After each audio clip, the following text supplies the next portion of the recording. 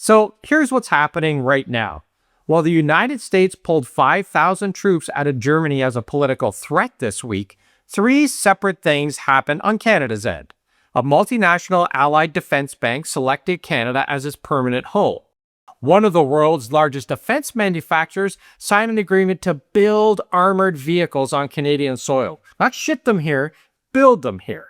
And Canada's Prime Minister was named to Time's 100 Most Influential People list. Three institutional decisions, 1 week, one address. And we want to be clear before we get into each piece. This is not a string of feel-good announcements.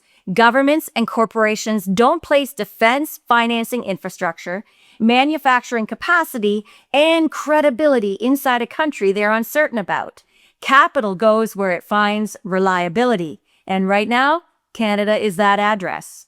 So what we're covering today is what it actually means when allied nations decide that the US is no longer the anchor they can count on and start building the next architecture with someone else, and who that someone else actually turns out to be.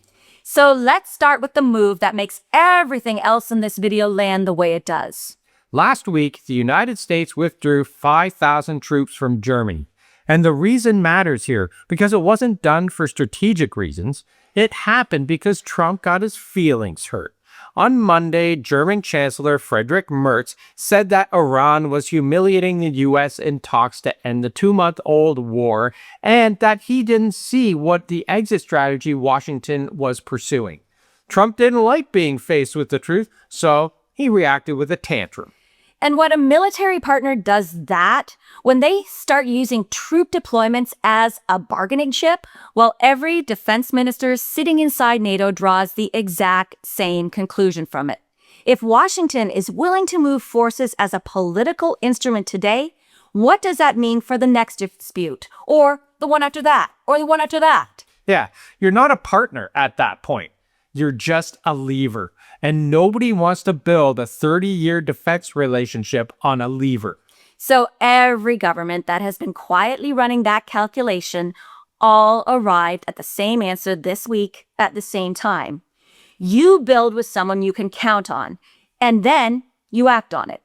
Now, Canada has been selected to host the Defense Security and Resilience Bank. Most people probably won't even know what that is or why it's important. So we're going to explain it because it does mean a lot to Canada.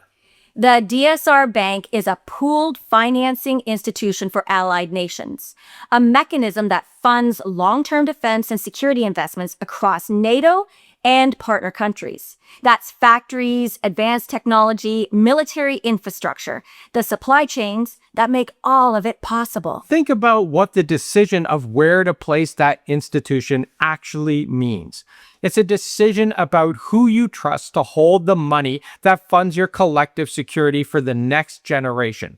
Countries don't hand that role to someone they're hedging against. They hand it to someone that they've decided is the stable address. And Canada got it, which means Canada now has a position inside the financial machinery that determines what gets built across the entire Western Alliance. For Canadian companies, the ones that manufacture components, provide engineering capacity, supply logistics, the DSR Bank is access to financing at a scale that domestic markets alone simply cannot even touch. And this is why we keep saying these three developments are connected, because it's not a coincidence that the bank, the manufacturing deal, and the credibility signal all arrived in the same week. Institutions don't move independently. They move when they've all run the same analysis and arrived at the same conclusion. And right now, they've concluded Canada is the reliable partner. Now, here's where this becomes a concrete economic story for Canadians. Remember that submarine deal where two major contenders, Germany and South Korea, are competing for the contract to supply Canada with new submarines? Well, South Korea's Hanwha, one of the largest defense manufacturers on the planet, just sweetened the pot and has signed a memorandum of understanding with Canada's Automotive Parts Manufacturers Association.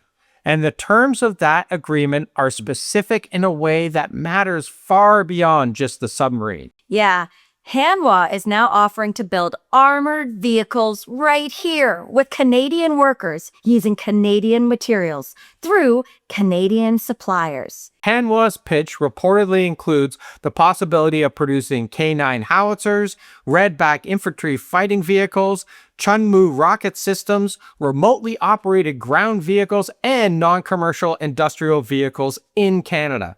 That would move this far beyond a simple purchase.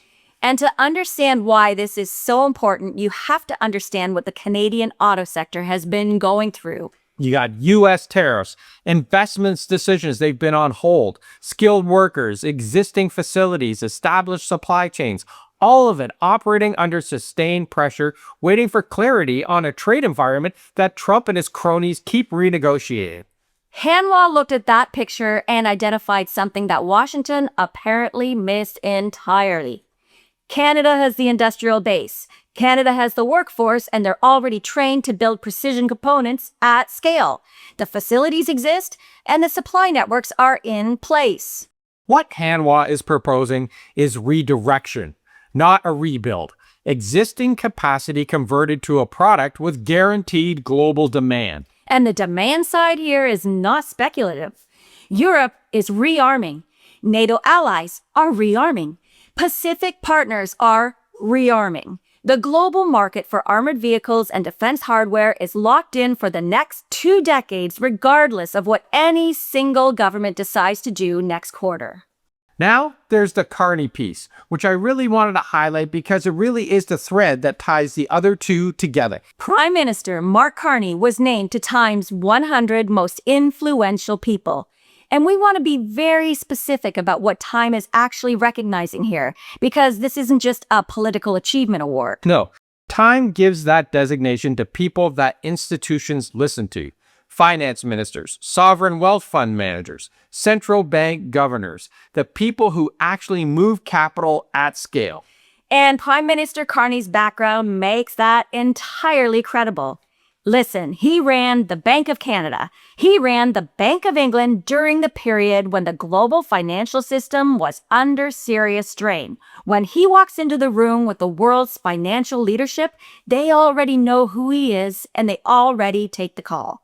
And that credibility is now attached to a prime minister who is signing defense financing agreements, manufacturing partnerships, and trade alliances all of the same week. Think about what that combination signals to a foreign government or a global manufacturer deciding where to place long cycle investments, the kind that lasts at least 20 or 30 years. Yeah, let's connect all of this together because there is that single thread running through every single piece of today's video. It's the assumption built into Trump's entire pressure campaign. The tariffs, the annexation rhetoric, the Kuzma threats. It was the fact that he thought Canada was captive, that the economic ties were so deep and so one-directional that Canada would ultimately comply. The DSR Bank says the world disagrees with that assumption. The Hanwha deal says that the world disagrees.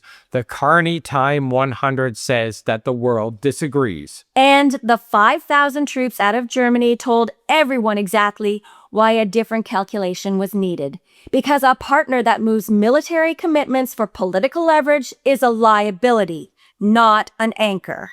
Canada is not filling a vacuum here by accident or by default. Canada is being chosen deliberately and specifically by allies making decisions that will hold for generations to come.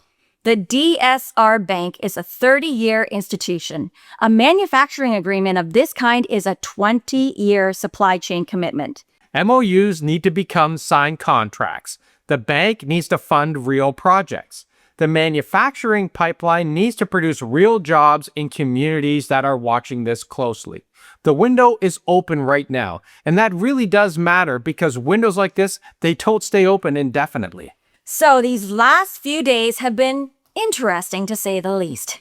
Trump used NATO troop commitments as a bargaining chip, and the world's response was to place a defense financing institution, a manufacturing partnership, and institutional credibility all inside Canada in those same 7 days. And Canada's job now is to close every single one of these. Turn the announcements into projects, those MOUs into factories, the partnerships into paychecks. So here's what we want to hear from you, and we have 2 questions today. First, of the 3, the DSR bag, the Hanwa manufacturing deal, or Canada's emerging position inside NATO's new defense architecture, which one do you believe has the most lasting economic impact for Canadians?